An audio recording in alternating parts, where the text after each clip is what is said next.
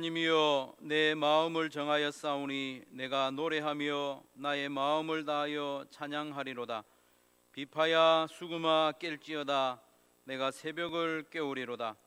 여호와여, 내가 만민 중에서 주께 감사하고 문 나라 중에서 주를 찬양하오리니 주의 인자심이 하늘보다 높으시며 주의 진실은 궁창에까지 이르나이다.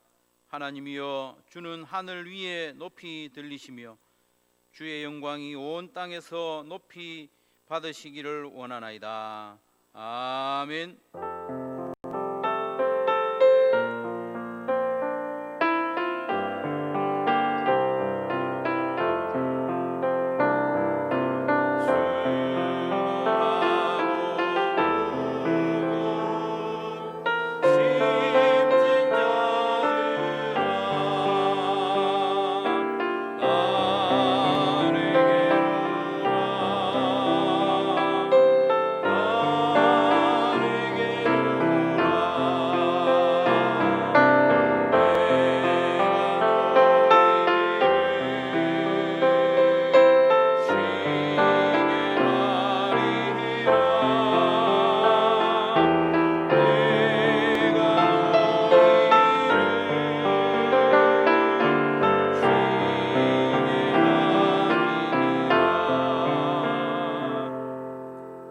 나라와 교회와 예배를 위해서 합심하여 기도합니다. 이번 주간에 거의 대부분의 학생들이 등교를 하게 됩니다.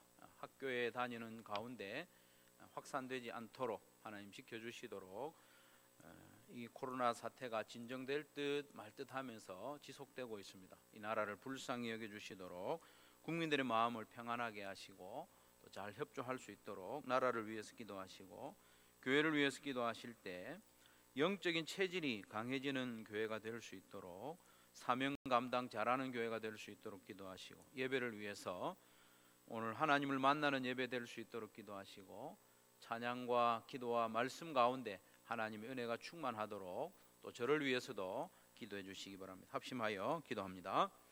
하나님 아버지, 감사합니다. 이 나라를 불쌍히 여겨주시고 그동안에 코로나 사태에 잘 대응할 수 있도록 힘주셔서 참으로 감사합니다. 이후로도 지치지 않고 잘 대응할 수 있도록 도와주시기를 간절히.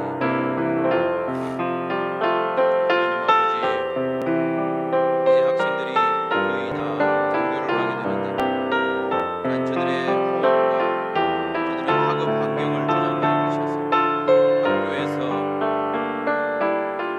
많은 사람이 확진되지 않도록 하나님께서 지켜주시기를 원합니다. 학생들과 모든 국민들의 마음을 위로하여 주시고 평안하게 하시며 질서를 잘 지키고 절제할 수 있도록 도와주시기를 간절히 바라고 원합니다.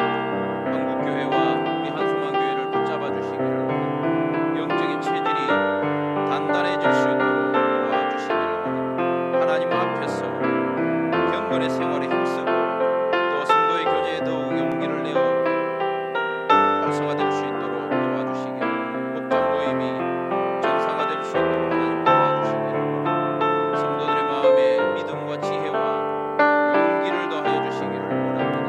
하나님 아버지, 오늘 드리는 우리의 예배를 하나님께서 기쁘게 받아주시고 영광 거두어주시고 살아계신 하나님의 임재를 경험하는 복된 시간이 되기를 간절히 원합니다. 찬송과 또 기도와 말씀 가운데 하나님을 만나고 은혜를 받으며 새 힘을 받고 또 예배 중에 우리 자신을 하나님 앞에 온전히 헌신하여 드리는 그런 복된 예배 시간이 되기를 간절히 원하오니 도와주시옵소서. 살아계신 예수님 이름으로. 나는 전능하신 아버지 하나님 천지의 창조주를 믿습니다. 나는 그의 유일하신 아들 우리 주 예수 그리스도를 믿습니다.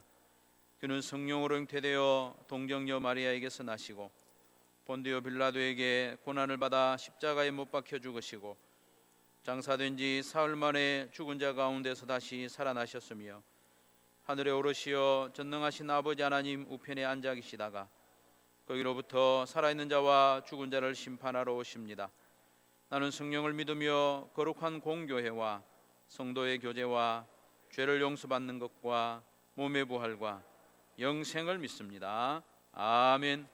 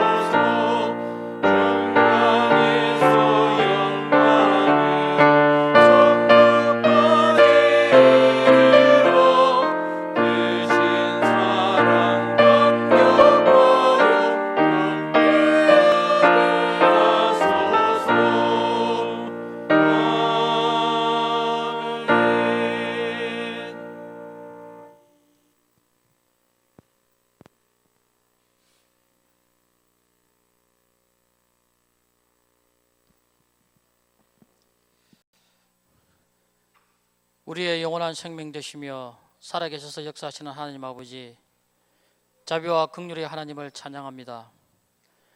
코로나 감염병으로 인해 지구촌 곳곳에서 몸살을 앓고 있는 지금 이 시간에도 공예배가 중단되지 않게 하시고 부족한 저희들을 예배자로 불러주시니 감사를 드립니다. 코로나 감염병으로 인하여 두려움과 일상에 끼어진 힘든 가운데 하루하루를 살아가고 있지만 사랑과 능력의 하나님을 바라봅니다. 거룩하신 하나님 아버지, 우리에게 자비와 은총을 베풀어 주옵소서.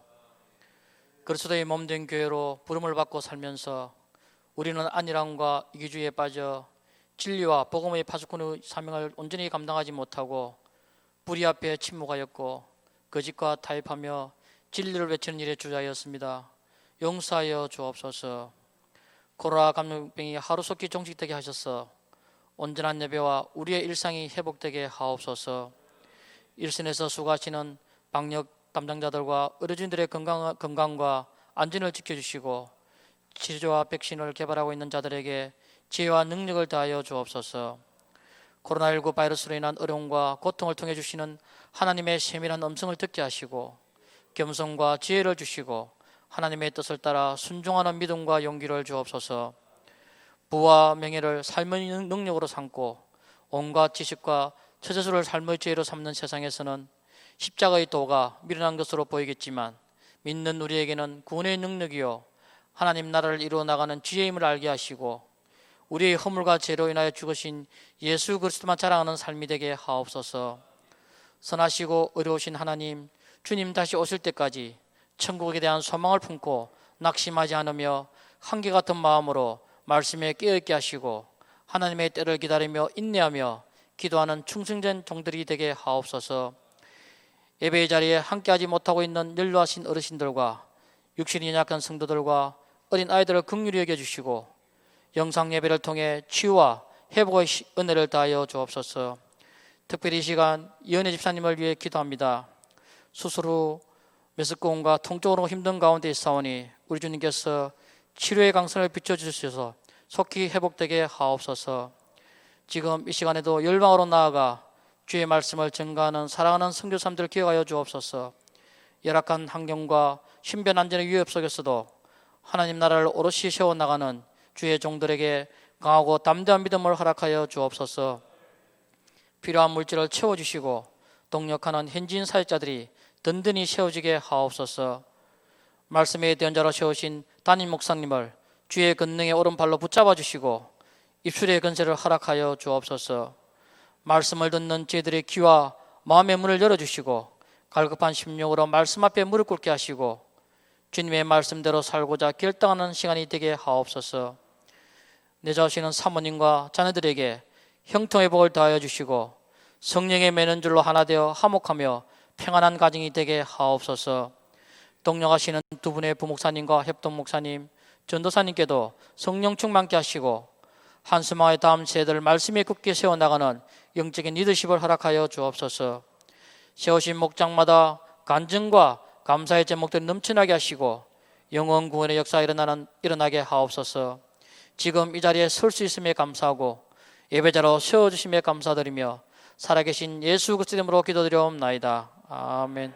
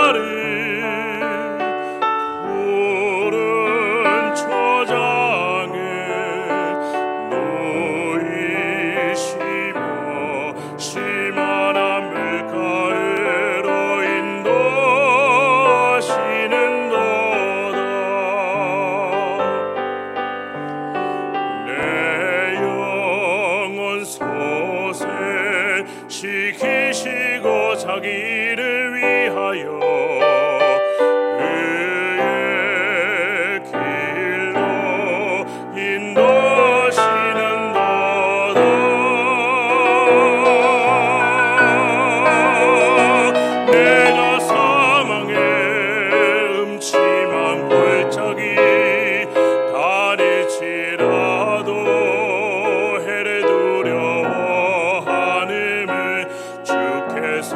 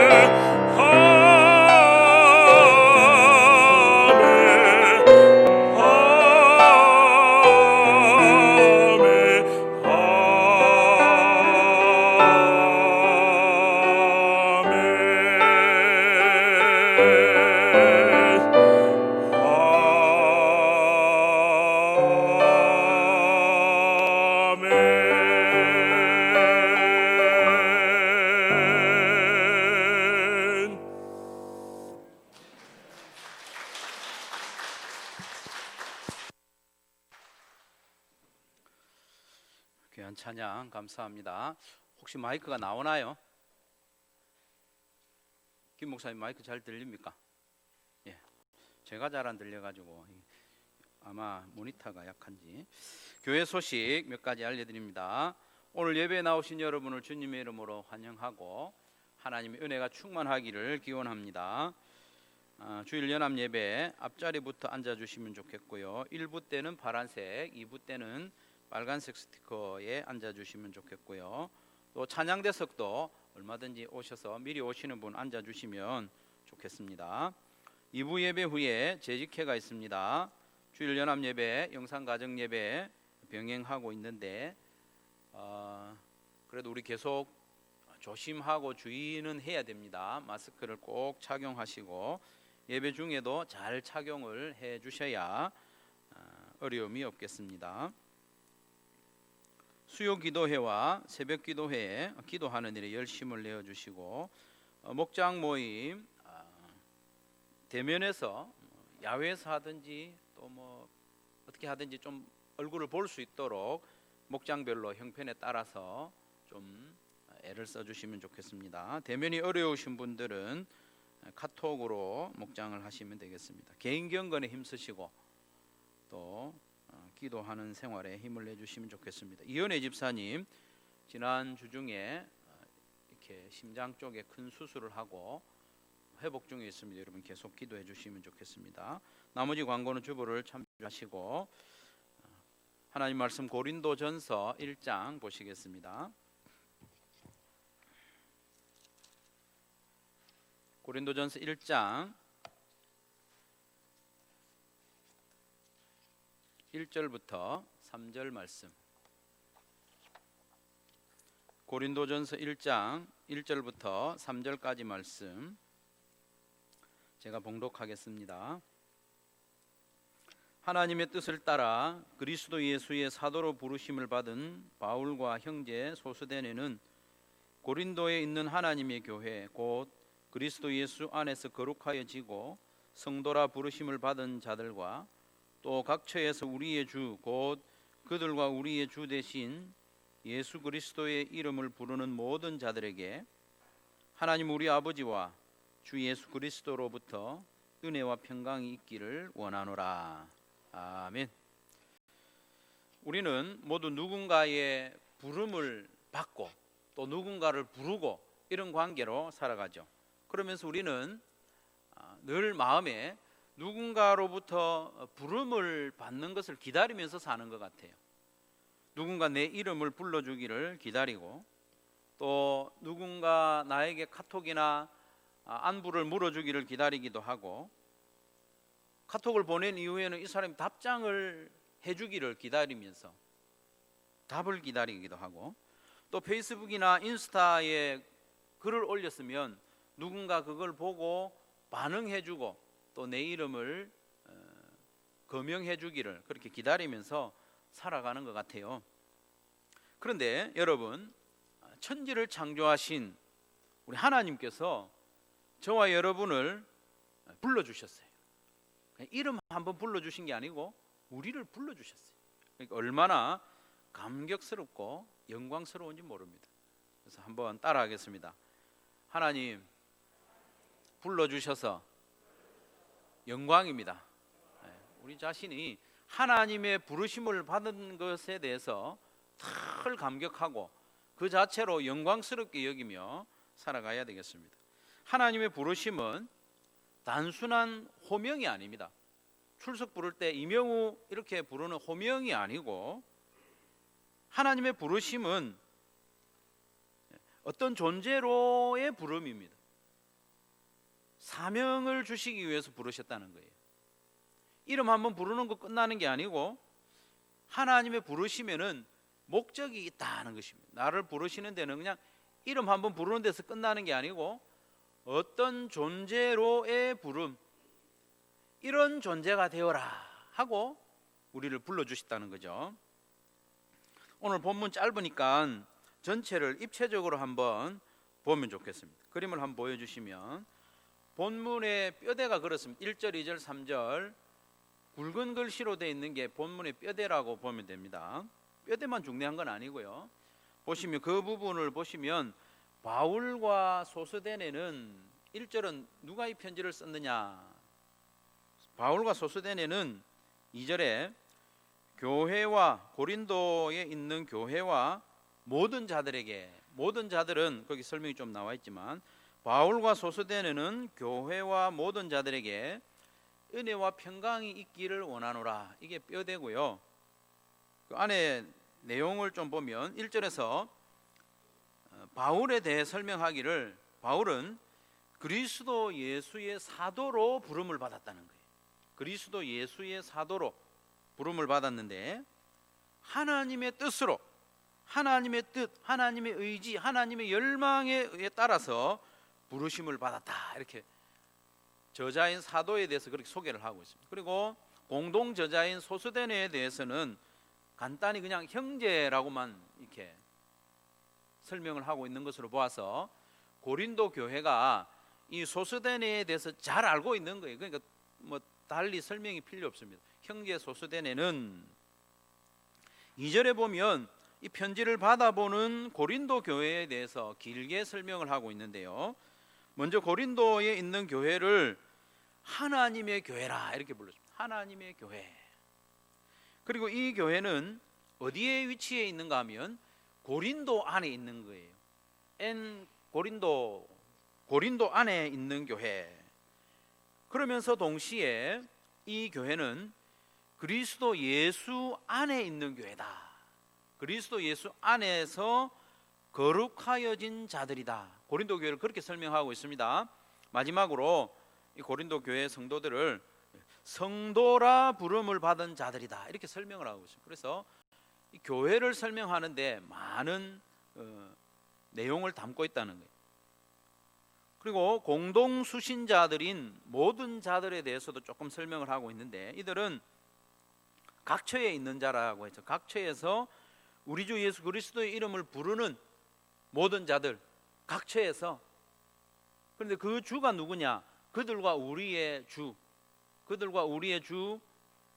예수 그리스도의 이름을 부르는, 각처에서 부르는 모든 자들에게 은혜와 평강이 있기를 원한다. 그 은혜와 평강은 우리 하나님 아버지로부터 그리고 주 예수 그리스도로부터 있기를 원한다. 이렇게 인사를 마치고 있습니다. 1절 말씀을 보면 1절에서 바울을 사도로 부르셨다고 했죠. 사도로 부르셨다. 부르셨다는 게 오늘 설교의 핵심입니다. 핵심 단어죠. 바울을 사도로 부르셨다는 것은 하나님께서 바울의 이름을 한번 탁 불러주는 그것에서 그친 게 아니고 바울을 사도는 아포스톨로스, 보냄을 받은 자, 사명을 감당하도록 사울을 부르셨다는 거예요. 사도의 사명을 감당하도록 바울을 부르셨다 그 말이죠. 2절에도 보면 고린도에 있는 하나님의 교회에 속한 무리들을 성도라고 부르셨어요. 성도는 아시는 대로 거룩한 무리라는 뜻이잖아요. 거룩한 무리. 그러면 이 성도라고 부르심을 받은 이들이 정말로 거룩한 무리였는가? 정말로 거룩한 무리였을까? 그렇지 않습니다. 고린도 전서를 전체를 읽어보면 그들은 성도라고 불리기에 매우 적합하지 않습니다. 성도라고 부를만 해서 성도라 부르신 것이 아니고 일단 성도라 불러놓고 이제 성도답게 만들어 가시겠다는 하나님의 그 약속이 거기에 들어있는 거죠. 그런데 근본적으로 교회라는 말도 부름을 받은 자들입니다. 교회, 에클레시아, 하나님의 부르심을 입은 자들이 바로 교회고 에클레시아입니다. 하나님께서 특별한 목적을 가지고 불러 모은 자들이 있는데 그게 바로 교회라는 거예요. 어디로부터, 칼레오, 부르다, 이게 두 개가 합쳐져 가지고 교회거든요. 세상으로부터 불러냄을 받은 자들이 교회다. 어떤 목적을 가지고. 하나님의 부르심을 받은 교회가 어떤 존재로 부름을 받았느냐, 어떤 목적으로 부르심을 받았느냐, 오늘 그것을 우리가 살펴보려고 합니다. 교회는 하나님의 교회로 부름을 받았습니다. 하나님의 교회로. 교회의 주인은 누굽니까? 교회의 주인은 목사도 아니고 장로도 아니고 하나님이십니다. 하나님이 교회의 주인입니다. 그렇기 때문에 교회는 철저히 하나님의 뜻에 따르고 순종해야 됩니다. 모든 갈등과 분쟁의 시작은 하나님의 교회라는 것을 잊어버리기 때문에 시작됩니다. 이 하나님의 교회다, 내 교회가 아니고 하나님의 교회라는 것을 망각하면 갈등과 분쟁이 시작되죠. 그리고 고린도 교회는 세상에 있는 동시에 그리스도 예수 안에 있는 교회로 부름을 받았습니다. 이게 매우 중요한 개념인데요, 고린도 교회는 고린도에 있는 동시에 그리스도 예수 안에 있는 교회입니다. 우리 한소만 교회도 마찬가지입니다. 우리 한소만 교회도 이 세상에 존재하는 동시에 그리스도 예수 안에 있는 존재입니다. 그래서 교회는 세상을 벗어나려고 해서도 안 되고 또 벗어날 수도 없어요.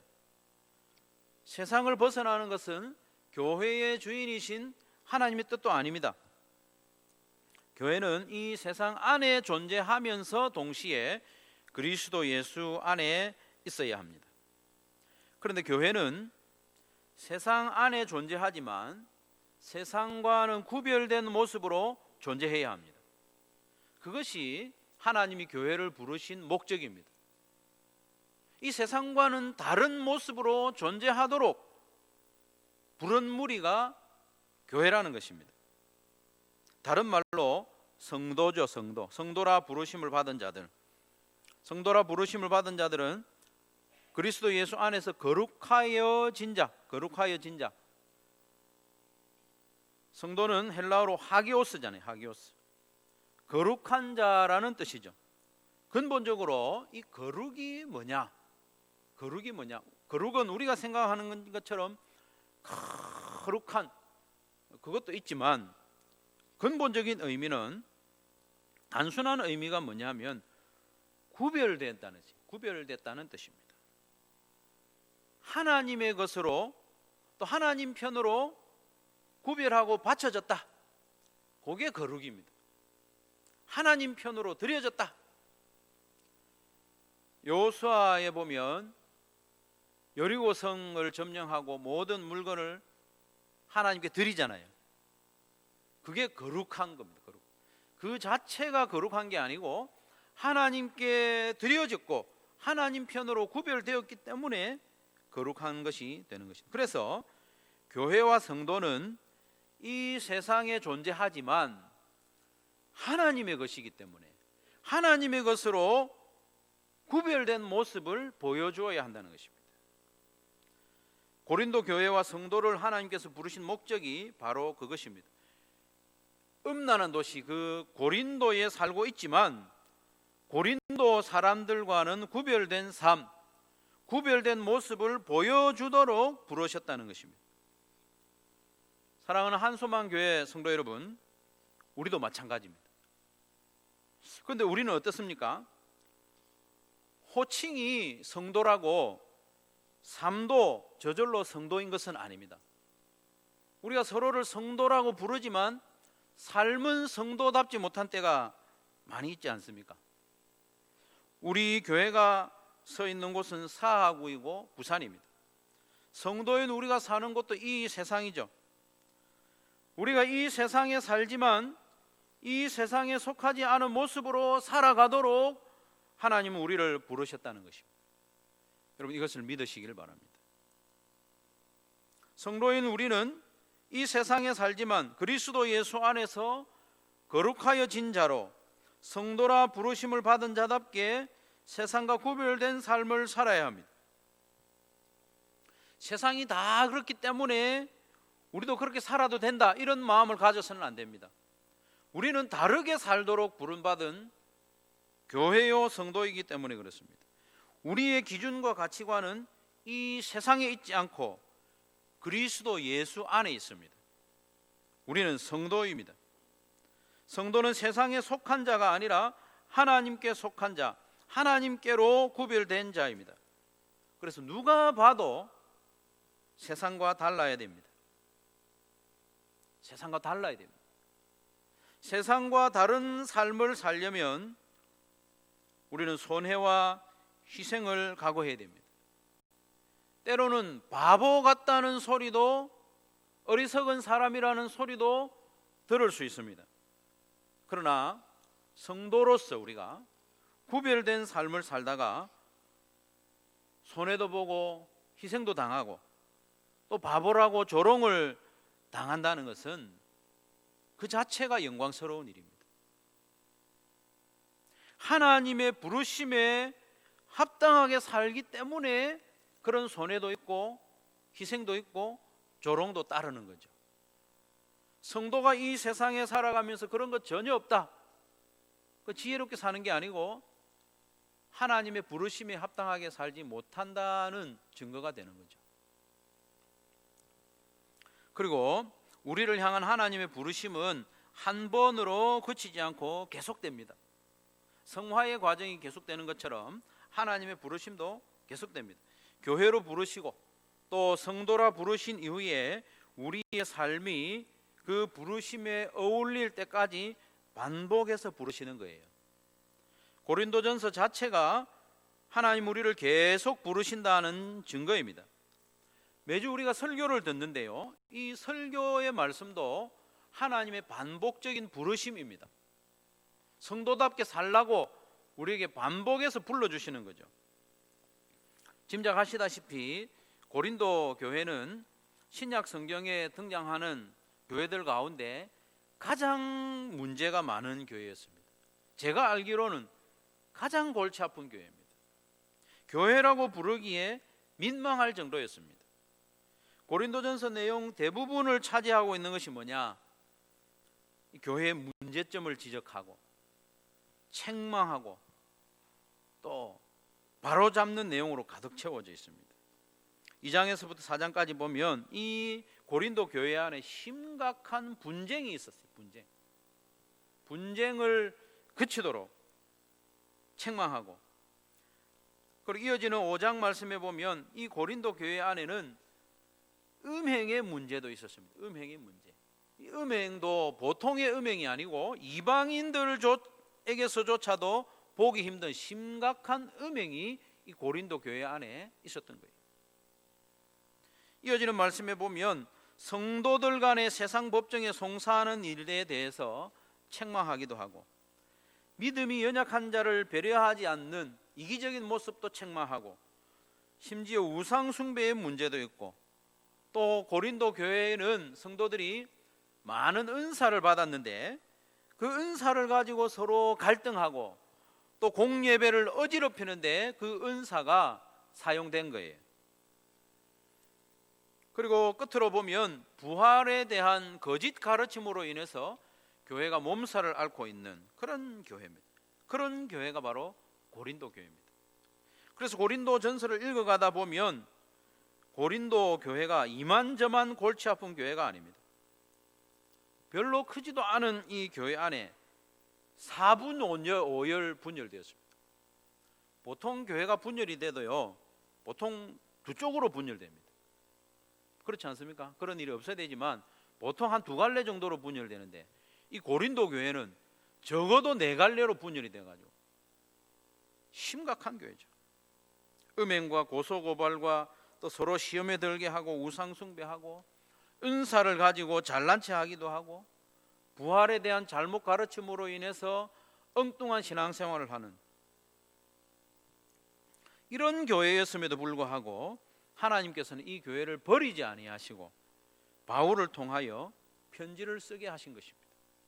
이 편지를 통해 하나님의 부르심에 합당한 교회로 회복되기를 하나님이 다시 부르고 있는 겁니다. 사랑하는 성도 여러분, 우리가 요즘 매일 성경을 통해서 고린도 전서를 조금씩 읽고 묵상하고 있는데요, 그럴 때마다 이건 하나님이 다시 부르시는구나, 교회답게 세워지라고, 성도답게 세워지라고 하나님께서 다시 부르시는구나, 다시 부르시는 하나님의 음성으로 받아들이시기를 바랍니다. 나를 성도답게 세우기 위해서, 하나님의 부르심에 합당한 존재로 살도록 하기 위해서 다시 말씀하시는구나.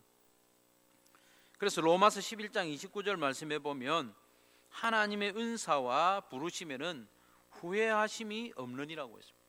하나님의 부르심에는 후회하심이 없다고 그랬어요. 이 후회하다는 말이 취소한다 하는 말이에요. 취소한다. 하나님의 부르심은 취소할 수 없는 거예요. 하나님이 한번 부르시면 반드시 그렇게 되어야 합니다. 하나님이 천지를 창조하실 때 빛이 있으라 부르셨을 때 없던 빛이 순종하여 나타났습니다.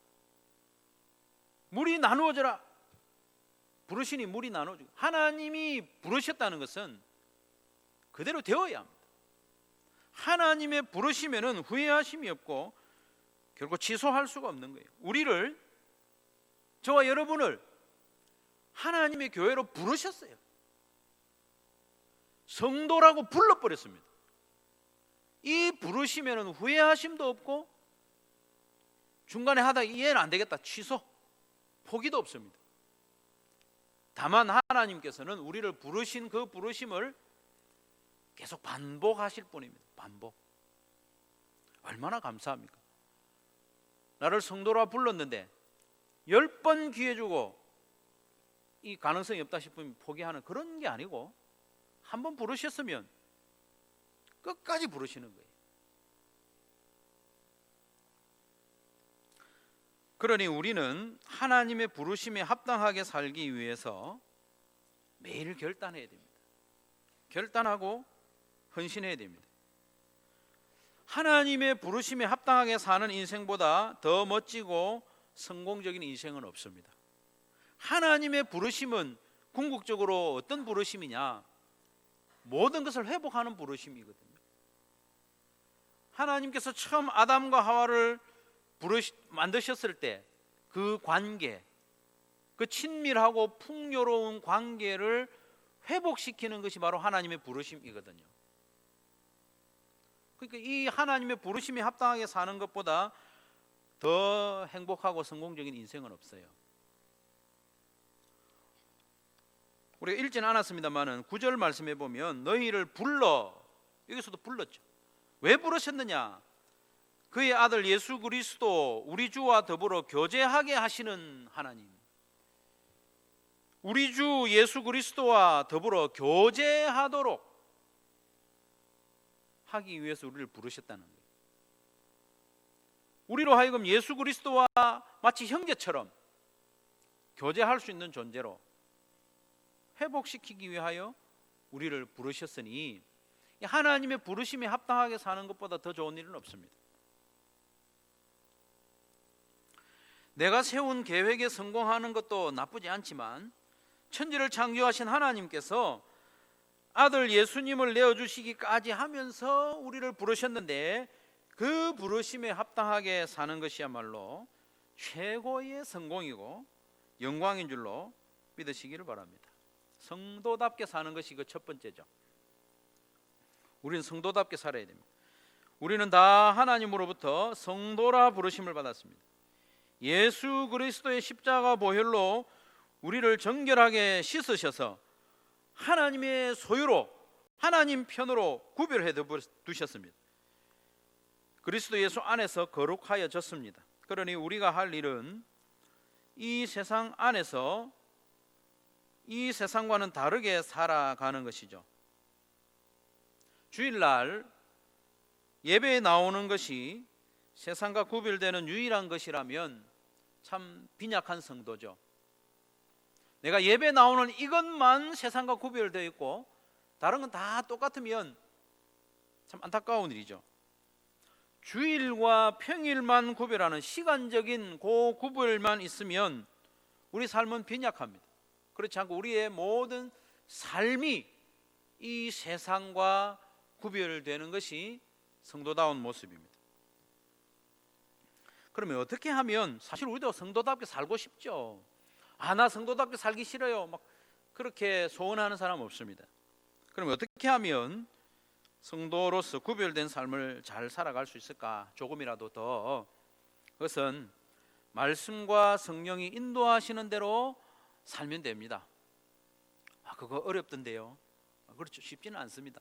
하지만 답이 분명하니까 우리는 매일 도전할 수 있지 않습니까? 우리 성도답게 사는 길은 말씀과 성령이 인도하시는 대로 살면 됩니다. 하루아침에 다 안 돼도 오늘 한 걸음 내일 한 걸음 나가면 됩니다.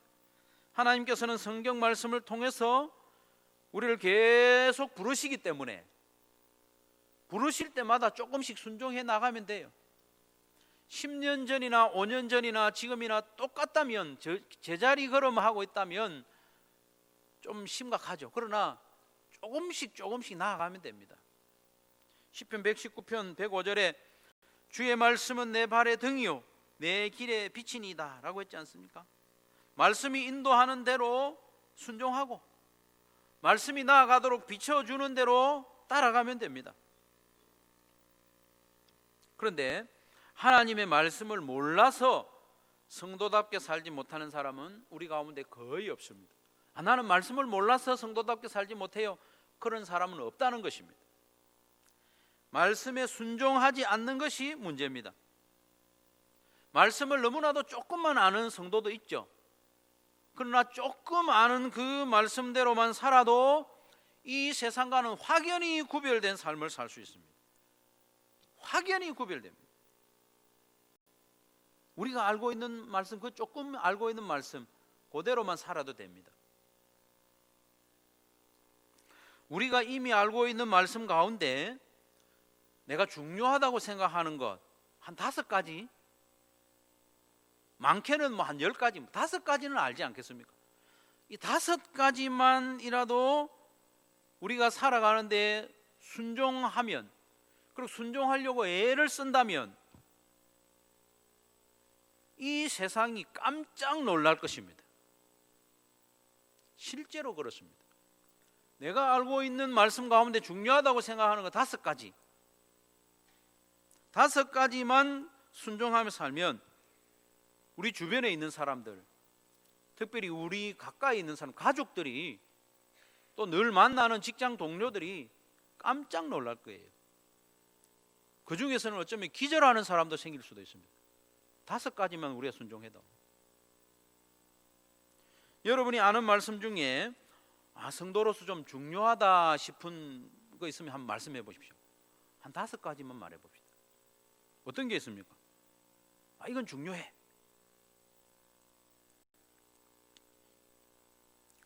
너의 이웃을 내 몸과 같이 사랑해라.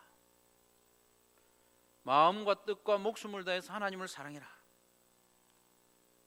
좀 추상적으로 들리니까 사랑은 오래 참는 거야. 사랑은 자랑하지 않는 거야. 이런 것까지, 이런 것도 중요하죠. 성령의 하나 되게 하신 것을 힘써 지키라. 오른편 뺨을 때리거든 왼쪽 뺨도 돌리대라. 남편에게 순종하고 아내를 사랑하되 목숨을 다해서 사랑하고 너의 부모에게 순종해라. 이런 말씀들 가운데 여러분 5가지만 한번 골라보십시오. 여러분이 알고 있는 말씀 가운데 5가지만 골라서 2020년 지나가기 전에 내가 완전하게 순종하지는 않는다 해도 순종하려고 애를 한번 써보십시오.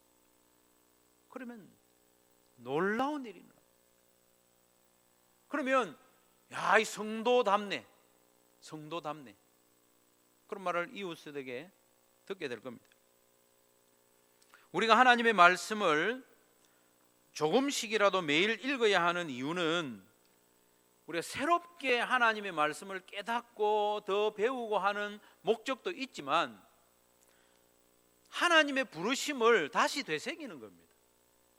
성도답게 살라고 우리를 부르신 그 하나님의 부르심을 다시 듣기 위해서입니다. 그러니 매일 하나님의 말씀을 15분 정도라도 읽고 묵상하십시오.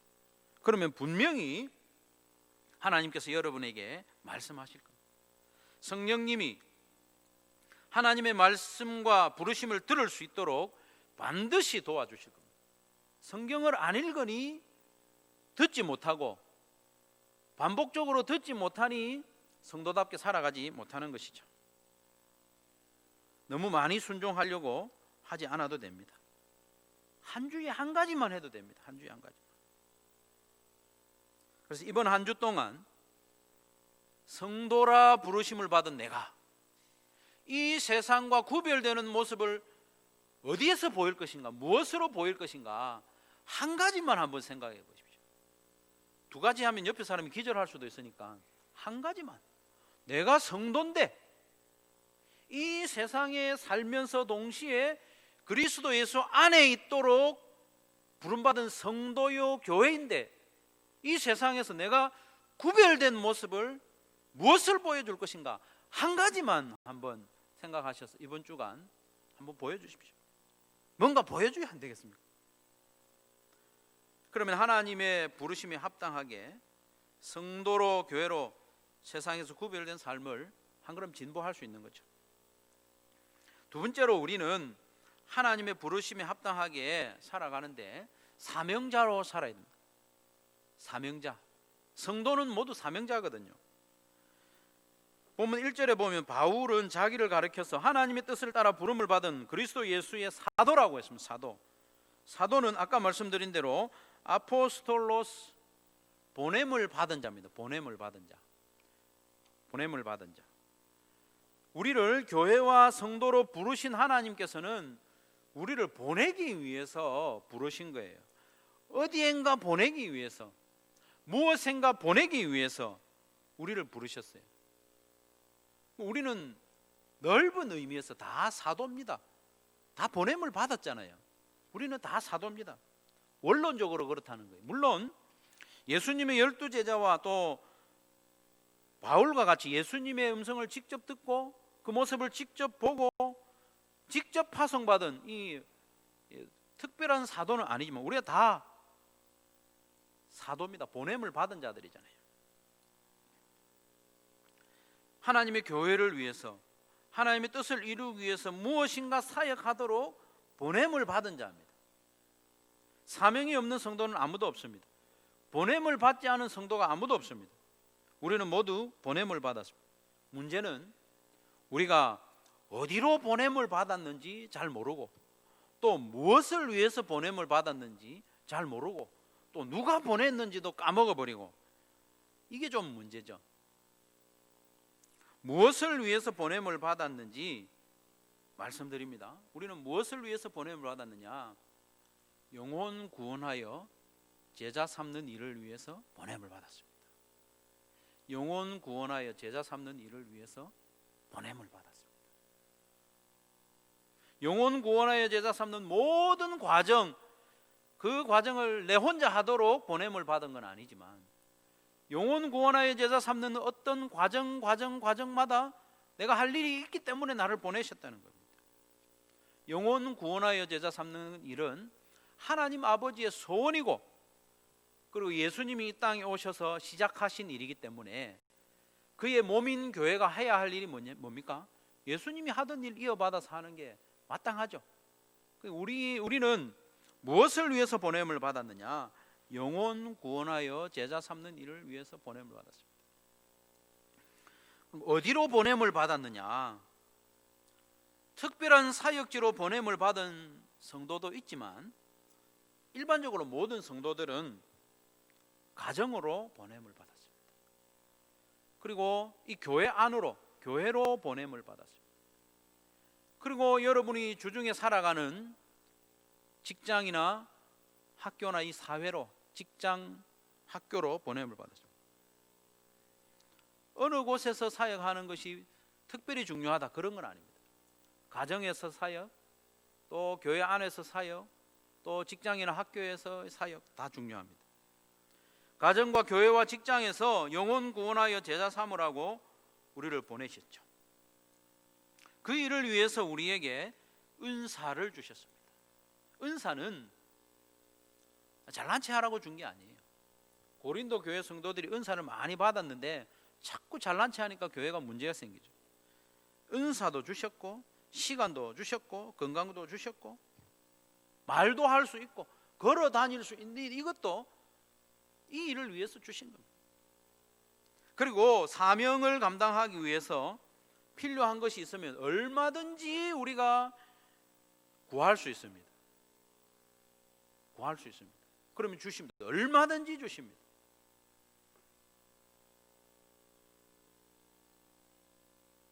그러니 이제부터 예수님이 보내셨다는 이 사명감을 가지고 가정과 교회와 직장에서 살아가야 됩니다. 우리가 잊어서는 안 될 것이 나를 보내신 분이 예수님이다 하는 것을 기억해야 됩니다. 목사가 보낸 것도 아니고 사람이 보낸 게 아니에요. 예수님이 보냈어요. 아포스텔로스, 이 사도라는 말에서 보낸다는 말도 중요하지만 그보다 더 중요한 게 뭐냐 하면 앞에 아포라는 말입니다. 누구로부터 보냄을 받았느냐 하는 게 중요합니다. 그리스도 예수의 사도라는 말은 그리스도 예수로부터 보냄을 받았다는 것입니다. 예수님이 보내시고 맡기신 일보다 더 중요한 일은 없습니다. 그런 예수님이 하시던 그 일이죠. 영혼 구원하여 제자 삼는 그 일을 위해서 우리를 보내셨으니까 그 사명 붙잡고 사는 거죠. 우리를 부르신 목적이 그거니까. 사랑하는 성도 여러분, 저와 여러분은 이미 참으로 영광스러운 존재들이 되었습니다. 하나님이 부르셨으니까. 하나님의 부르심은 효력이 있고 후회하심이 없고 취소되지 않습니다. 반드시 우리로 하여금 그 부르심에 합당하게 만드십니다. 하나님이 부르신 사람들이 바로 우리 아닙니까? 교회로 부르셨고 성도로 부르셨으니, 그러니 이제 이 세상에 살지만, 당분간 이 세상에 살지만 이 세상과는 구별된 존재임을 하나님 편에 드려진 존재임을, 교회이고 성도임을 좀 보이면서 살아야 합니다. 말씀을 가까이 하고 하나의 말씀이라도 순종함을 할 때에 구별된 자로서의 모습이 드러납니다. 그리고 저와 여러분에게 사명을 맡기고 보내주셨으니까, 보내셨는데 어디로 보내셨는지, 무엇을 위해서 보내셨는지, 누가 보내셨는지 까먹고 살면 행복한 인생이 못 됩니다.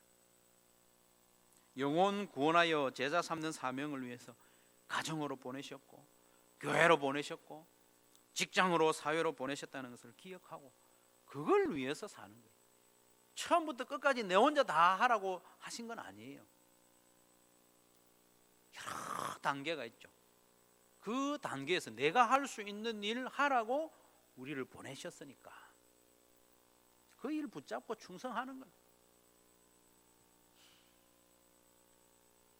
주님 다시 오시는 그날까지 우리를 교회로 부르시고 성도로 부르시고 또 보내기 위해서 부르신 하나님의 부르심에 합당하게 살아가는 저와 여러분 되시기를 주님의 이름으로 축원합니다.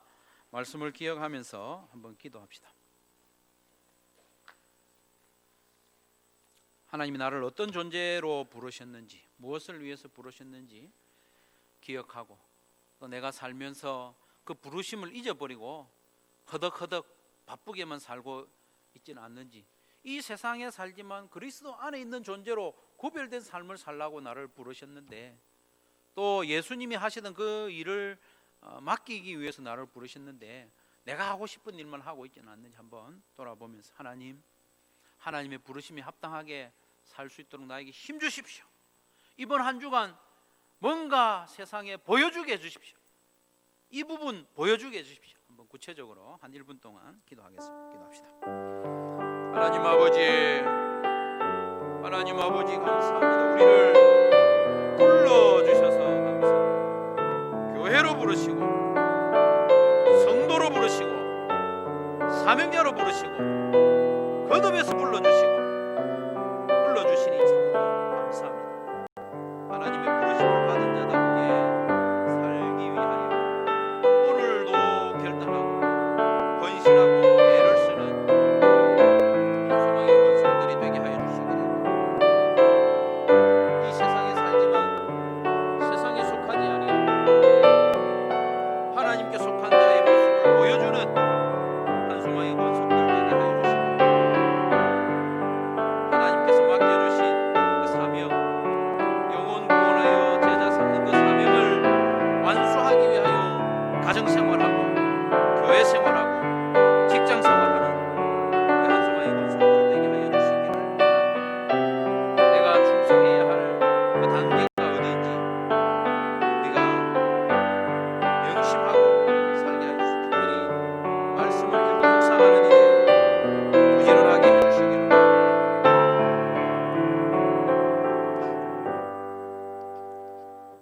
찬양하면서 예물 드리겠습니다.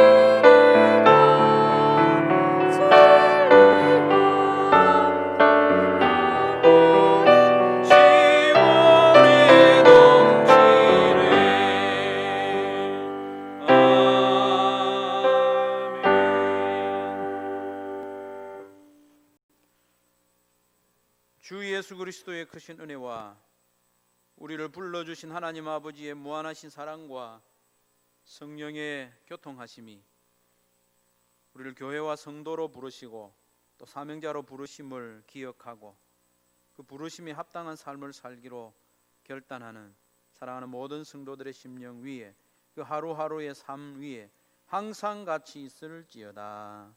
아멘.